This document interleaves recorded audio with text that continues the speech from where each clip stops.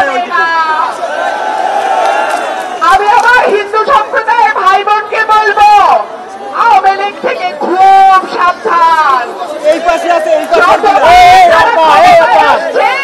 তারা আপনাদের ব্যবহার করেছে, যতবার তারা ক্ষমতা ছেড়ে পালাতে বাধ্য হয়েছে তখনও তারা আপনাদেরকে ব্যবহার করেছে।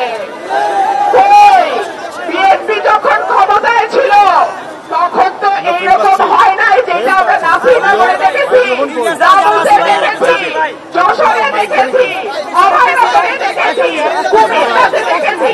পূজা আসলেই একটা আতঙ্ক, কি জানি কি হয়, কি জানি কি হয়। আমাদের সময় তো এরকম হয় নাই। আমি একটা কথা আজকে আপনাদের কাছে ওয়াদা দিচ্ছি, ইনশাআল্লাহ যদি আপনাদের সকলের ভোটে বিএনপি রাষ্ট্র পরিচালনার দায়িত্ব